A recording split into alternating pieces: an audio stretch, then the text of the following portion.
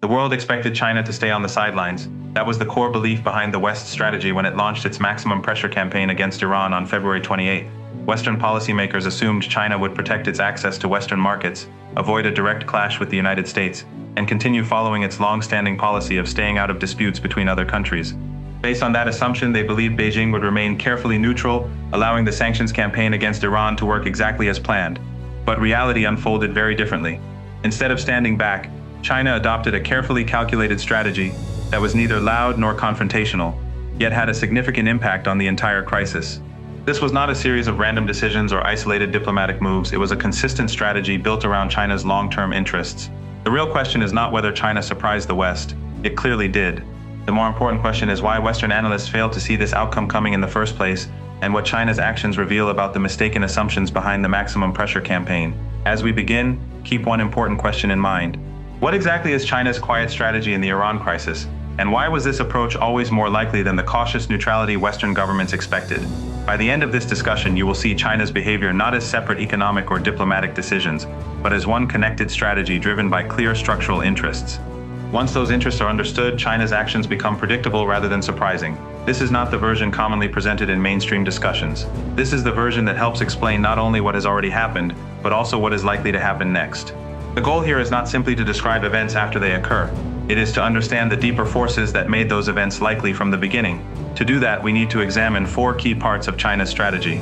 These include what can be called the dual orbit approach, the precedent protection principle, the third-party custody framework, and the emerging institutional architecture of a multipolar world.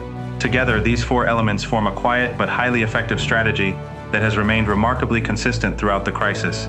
Before exploring those ideas, however, we first need to look carefully at what China has actually done. When viewed together, the record is much more extensive and strategically important than any single action might suggest. Throughout the conflict, China continued buying roughly 2 million barrels of Iranian crude oil every day. Those purchases provided Iran with a critical financial lifeline, allowing Tehran to maintain foreign currency reserves despite heavy pressure from sanctions and naval restrictions. This steady flow of revenue enabled Iran to withstand economic pressure for much longer than Washington had originally expected. China also joined Russia in blocking a United Nations Security Council resolution related to the Strait of Hormuz. That veto carried an important message.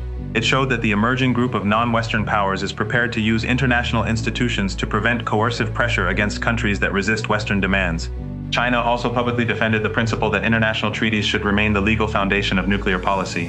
When new restrictions challenged Iran's uranium enrichment activities, Beijing reaffirmed that Iran's enrichment rights under the Nuclear Non-Proliferation Treaty should be respected. This position did more than support Iran. It also established a legal argument that many countries across the global south can use to defend their own peaceful industrial and nuclear development programs under the same international rules. At the diplomatic level, China carefully balanced both sides instead of choosing one. Following the Beijing summit, President Xi Jinping even offered to help facilitate communication with Donald Trump, showing that China was willing to remain engaged with Washington while preserving its strategic partnership with Tehran. Rather than treating these relationships as mutually exclusive, Beijing demonstrated that it could maintain both at the same time. This became even more significant when China accepted a formal role within the proposed third-party custody arrangement for Iran's enriched uranium. That decision transformed what might have remained a bilateral agreement between the United States and Iran into a broader framework in which China became an essential institutional participant. As negotiations over the Fordow nuclear facility continue, Beijing's position inside that framework has become one of the most influential variables shaping the outcome. There is one detail that deserves special attention because it explains why China's approach has been so effective. None of these actions required Beijing to openly challenge the United States. China never formally aligned itself against Washington, never abandoned diplomatic engagement with American officials, and never presented its policies as an anti-American campaign. Instead, it consistently combined meaningful strategic action with a remarkably restrained public posture. Its strategy produced real consequences while avoiding unnecessary confrontation. That combination of being highly influential without appearing openly aggressive is precisely what Western analysts failed to anticipate, even though it was exactly what China's broader strategic position suggested from the very beginning. This pattern can best be understood through what we might call the doctrine of quiet consequentialism. It describes China's preferred method of dealing with conflicts involving the United States and countries that fall within China's own strategic sphere.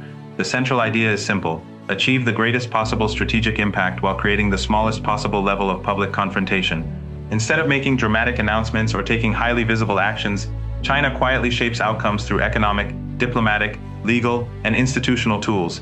This approach explains why Beijing's actions throughout the Iran crisis have followed such a consistent pattern. The first pillar of this doctrine is economic insulation. China provides enough economic support to prevent sanctions from achieving their intended purpose, while avoiding any public declaration that it is deliberately undermining those sanctions.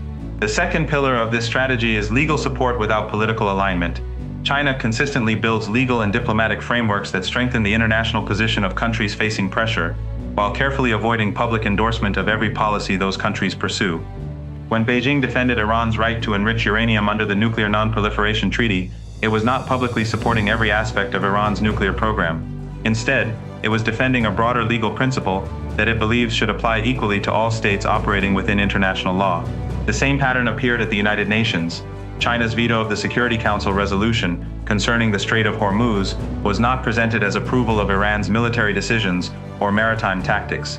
It was framed as opposition to measures that Beijing believed would increase coercive pressure through international institutions. In other words, China consistently supports the legal framework while avoiding full political endorsement. The legal protection is deliberate and systematic. The political distance is equally deliberate. The third pillar is what can be described as facilitation through simultaneous engagement. Rather than choosing between rival powers, China maintains active relationships with both sides at the same time. This reflects the logic of its broader dual-orbit strategy.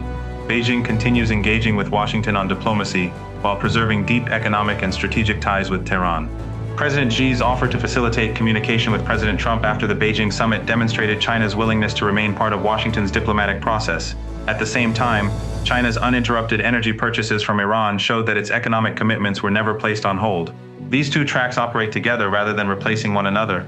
China never publicly explains how it balances them because, from Beijing's perspective, there is no contradiction that needs explaining. Maintaining both relationships simultaneously is the strategy itself.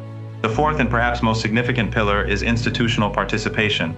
Rather than exercising influence only from the outside, China increasingly accepts formal roles inside international agreements and governance structures. These positions quietly give Beijing long-term influence over how agreements are implemented, without requiring dramatic public declarations about power or leadership. The proposed third-party custody arrangement for Iran's enriched uranium illustrates this approach perfectly. By accepting responsibility within one of the most sensitive parts of the agreement, China became an essential institutional participant whose cooperation would be necessary for the framework to function. Yet Beijing never described this role as a way to gain leverage. Officially, it presented the decision as a constructive contribution to international stability. Nevertheless, the practical result is undeniable. Any future implementation of the agreement would require Chinese participation, giving Beijing structural influence that extends well beyond ordinary diplomacy. None of this happened by accident. China's strategy was always likely to develop through these four connected components because they reflect the country's unique structural position in the international system.